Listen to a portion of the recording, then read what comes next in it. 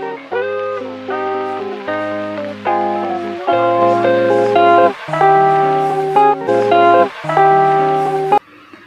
warahmatullahi wabarakatuh. Perkenalkan, nama saya Rizka Modekasari dengan NIM 2310140140066. Saya berasal dari kelompok 7B. Tujuan dan manfaat praktikum acara 1 yaitu praktikan dapat mengenal dan mengetahui bagian, bentuk, letak, dan fungsi organ reproduksi tera jantan dan betina dari berbagai komoditas, serta dapat memahami mekanisme hormon yang bekerja.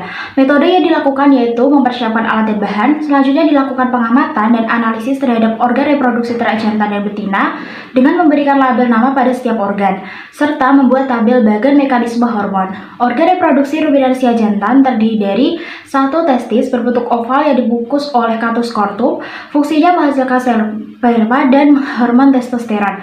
Sel interstisial penyusun testis terdiri dari sel Sertoli, sel Leydig, dan tubulus seminiferus.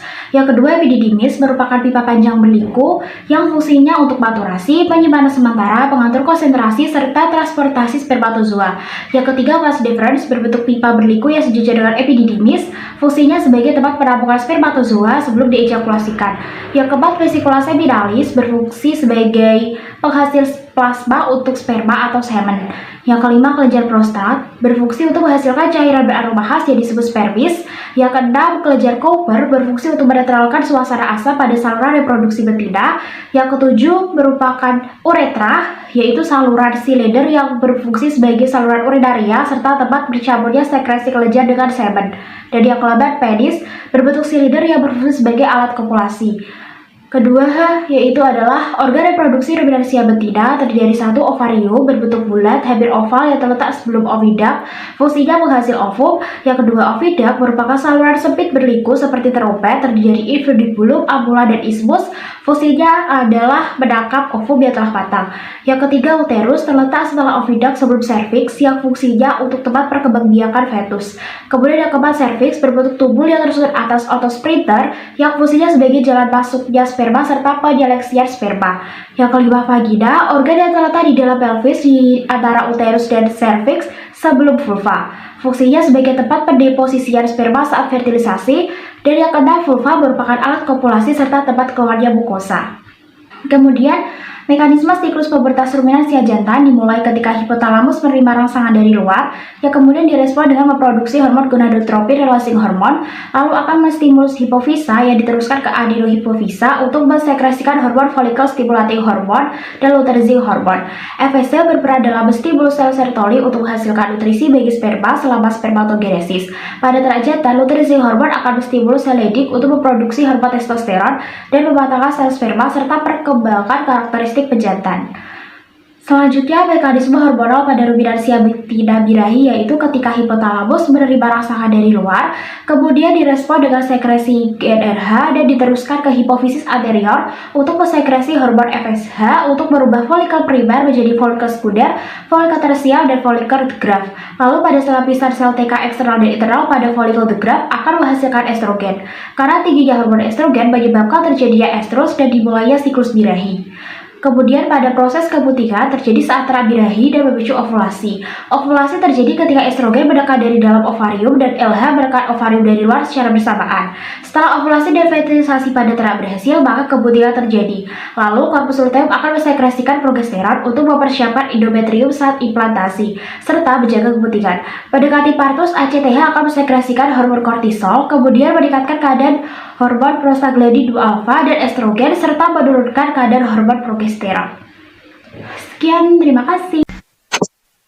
Oke, pada organ reproduksi unggas jantan, yakni ada terdiri dari testis, merupakan bagian alat kelamin yang berbentuk bulat panjang yang terdiri atas sel Sertoli, sel Leydig, dan tubulus seminiferus. Testis berfungsi untuk menghasilkan sel benih jantan atau semen atau spermatozoa, dan hormon-hormon jantan atau androgen.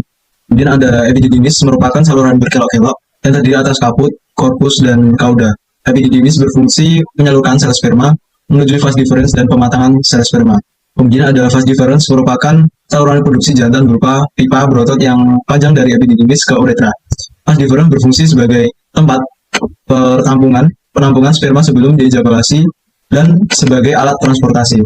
Selanjutnya, papila merupakan organ kopulasi unggas jantan berupa papila yang terletak pada dinding dorsal kloaka.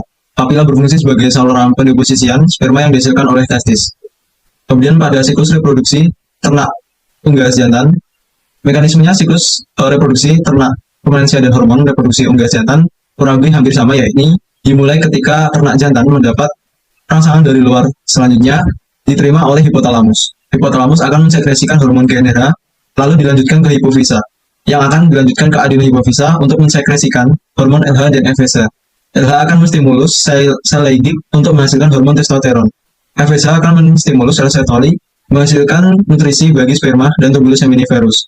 Testosteron yang telah dihasilkan oleh sel Leydig berfungsi untuk menghasilkan perilaku seks sekunder, dan libido akan tetapi pada mekanisme hormon reproduksi unggas jantan terhenti pada hormon testosteron dan membantu dalam proses spermatogenesis. FSH akan menstimulus sel Sertoli dan tubulus seminiferus. Di tubulus seminiferus terjadi proses spermatogenesis, dan di sel Sertoli tersendiri berfungsi memberi nutrisi bagi sperma ketika terjadi spermatogenesis. Organ reproduksi betina. Pada ovarium merupakan bagian alat kelamin unggas betina yang memiliki bentuk bulat seperti buah anggur. Ovarium terbagi menjadi dua bagian, yaitu korteks dan medula. Ovarium berfungsi memproduksi ovum, penghasil hormon estrogen, progesteron, dan inhibin. Ovarium berfungsi sebagai tempat sintesis hormon, perkembangan, dan pemasakan folikel. Oviduk merupakan bagian alat kelamin unggas betina berupa saluran yang terletak di antara ovarium dan uterus. Oviduk terdiri atas tiga bagian. Oviduk merupakan saluran reproduksi betina yang terdiri atas invidubilum, ampula, serta ismus. Oviduk berfungsi sebagai penerima telur yang diovulasikan oleh ovarium. Invidubilum merupakan tempat penangkapan kuning telur dan tempat penampungan sperma. Invidubilum mempunyai panjang 9 cm dan sangat tipis, serta mensekresi sumber protein yang mengelilingi membran vitellina. Magnum terbentuk oleh glandul tubular. Magnum berfungsi sebagai tempat sintesis albumin dan sekresi albumin. Ismus tersusun dari kelenjar dan bentuknya merupai magnum. Ismus berfungsi sebagai membran sel dalam dan luar. Uterus adalah organ yang tebal, berotot, berbentuk buah pir, terletak di antara oviduk dan vagina. Vagina merupakan bagian dari alat reproduksi unggas betina, berupa saluran yang terletak setelah uterus sebelum kloaka. Vagina berfungsi sebagai alat kopulasi bagi unggas. Kloaka merupakan organ akhir pengeluaran telur unggas betina. Kloaka berfungsi sebagai saluran keluarnya telur. Kemudian ada mekanisme hormon pada unggas betina. Mekanisme hormon pada unggas betina dimulai dari adanya rangsangan, baik melalui pendengaran, penglihatan, maupun penciuman. Rangsangan tadi kemudian akan diterima oleh hipotalamus dan selanjutnya akan diselesaikan oleh GnRH. Lalu GnRH ini akan merangsang hipofisa untuk melepas gonadotropin hormon. Hipofisa dibagi menjadi dua bagian, yaitu adenohipofisa dan neurohipofisa. Adenohipofisa dapat mensekresikan tiga hormon, yaitu hormon FSH, LTH, dan LH. Hormon FSH merupakan hormon gonadotropin utama yang mempengaruhi spermatogenesis. Pada hormon FSH ini akan menstimulus ovarium. Selanjutnya, ovarium itu akan mensekresikan oleh hormon estrogen dan progesteron.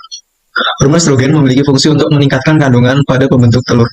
Kandungan tersebut terdiri dari kalsium, protein, dan juga lemak. Selanjutnya, hormon LTH berfungsi untuk mengerami ternak unggas. Hormon LH berfungsi dalam ovulasi atau pelepasan yolk. Hormon LH sedangkan pada hipofisa, neurohipofisa berfungsi untuk mensekresikan hormon oksitosin. Oksitosin merupakan suatu hormon yang disekresikan oleh neurohipofisa yang secara khusus menyebabkan kontraksi uterus. Assalamualaikum warahmatullahi wabarakatuh. Perkenalkan, nama saya Danayal Falah dengan NIM 2301012030206. Saya berasal dari kelompok 7 ilmu reproduksi ternak kelas B. Untuk morfologi pada sel gamet, yang pertama pada sel sperma terdapat akrosom yang memiliki fungsi untuk menembus lapisan pertahanan pada sel ovum. Selanjutnya ada sitoplasma yang merupakan tempat dihasilkannya energi. Lalu ada nukleus yang merupakan pembawa materi genetik. Lalu ada sentriol yang merupakan penghubung antara leher dengan kepala sperma. Selanjutnya ada mitokondria, itu juga merupakan tempat dihasilkannya energi. Setelah itu terdapat ekor yang merupakan alat gerak pada sel sperma tersebut, dan di ekor tersebut terdapat membran plasma yang merupakan bagian pelindung dari sel sperma. Sedangkan untuk morfologi pada sel gamet betina, yang pertama ada sel granulosit yang berfungsi untuk mempengaruhi perkembangan folikel. Selanjutnya ada zona pellucida yang memiliki fungsi untuk memblokade sperma yang akan masuk. Selanjutnya ada membran vitellin yang memiliki fungsi untuk memberikan sinyal terhadap zona pellucida untuk memblokir sperma yang maksud. Setelah itu ada sitoplasma, yaitu tempat di mana sperma akan memutuskan leher dan kepalanya. Dan yang terakhir ada nukleus yang merupakan pembawa materi genetik. Gametogenesis adalah proses pembentukan gamet.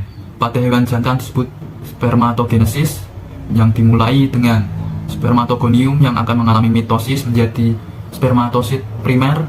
Lalu spermatosit primer tersebut akan mengalami meiosis 1 menjadi 2 spermatosit sekunder.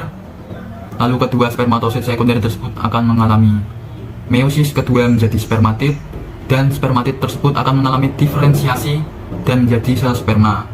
Lalu pada hewan betina disebut oogenesis.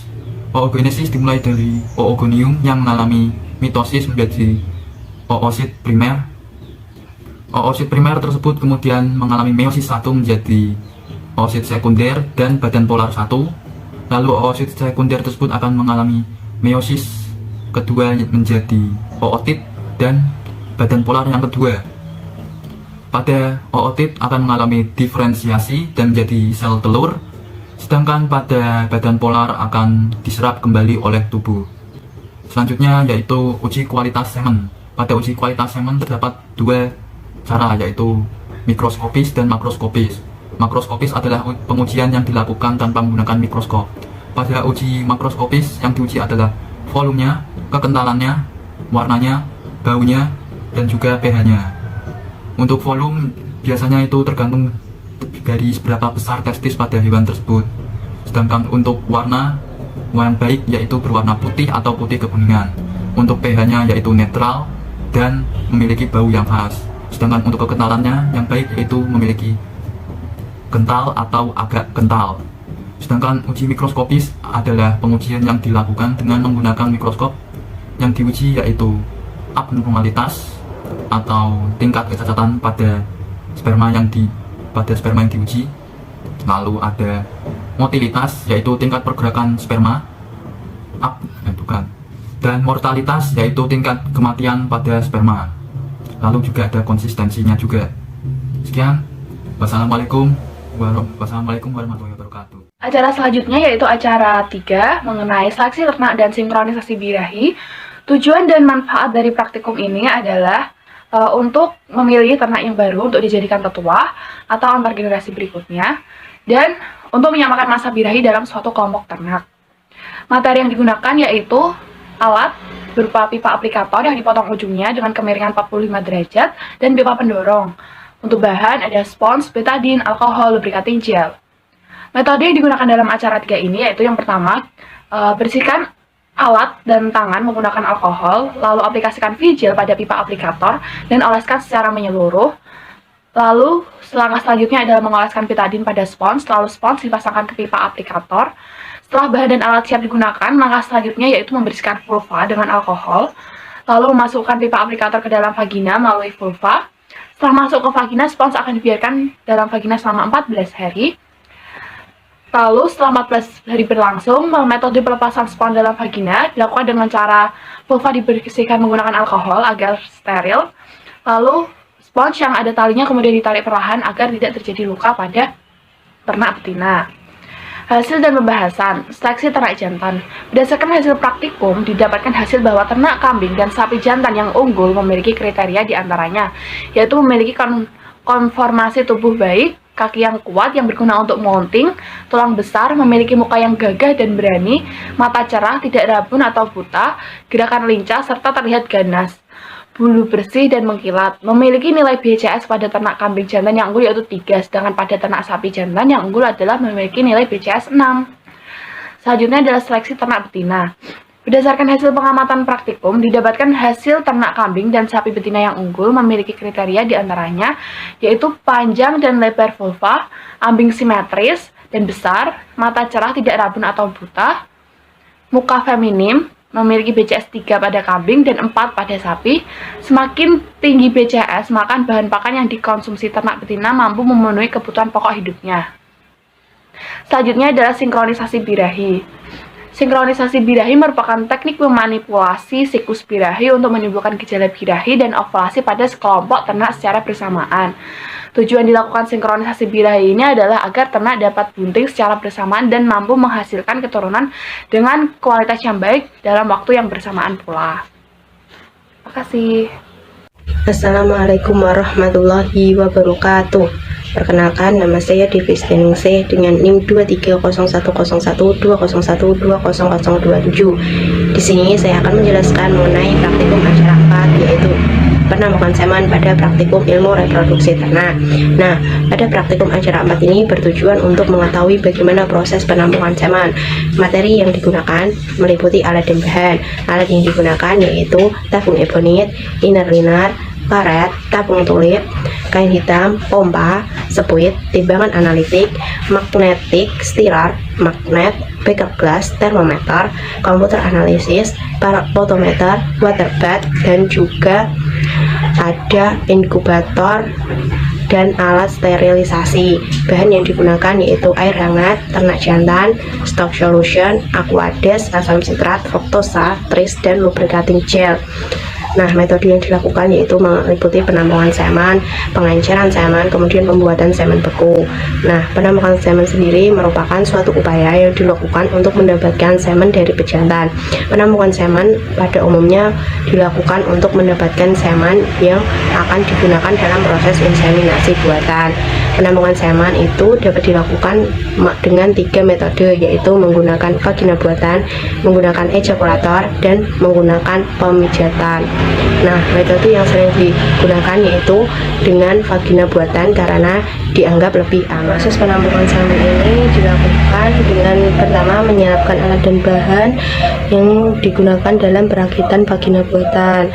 Nah, setelah selesai merakit vagina buatan, kemudian vagina buatan itu diolesi menggunakan lubricating gel supaya penis pejantan tidak terluka. Setelah itu, penis pejantan diarahkan pada vagina buatan tersebut untuk menampung semen.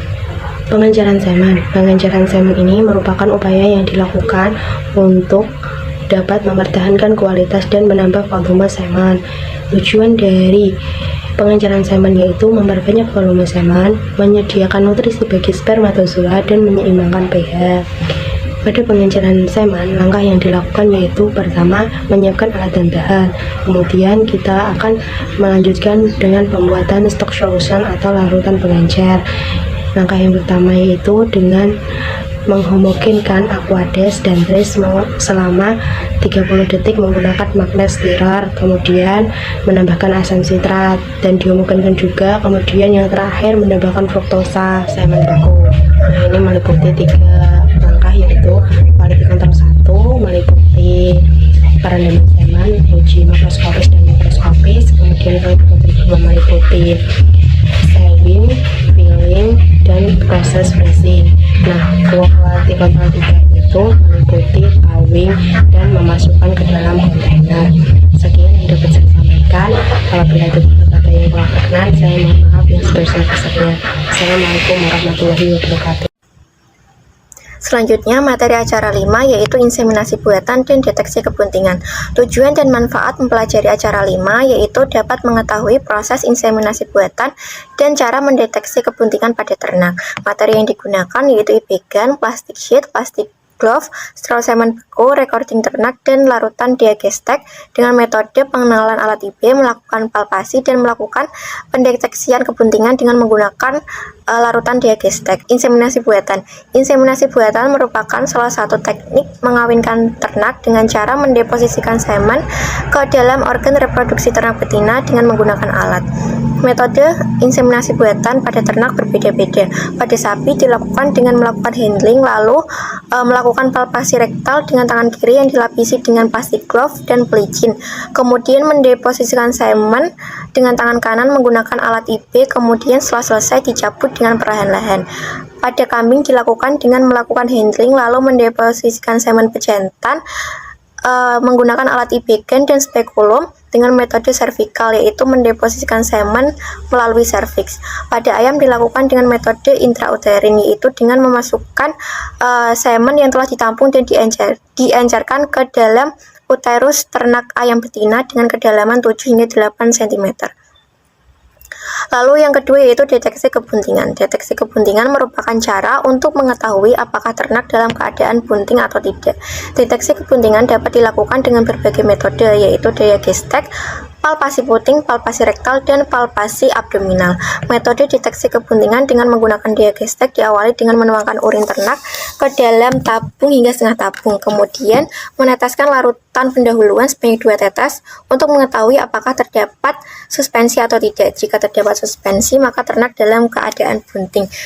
Lalu untuk memastikan, teteskan 5 tetes larutan penegas untuk mengetahui adanya endapan atau tidak. Jika terdapat endapan berwarna kuning kecoklatan, maka ternak benar-benar dalam keadaan bunting.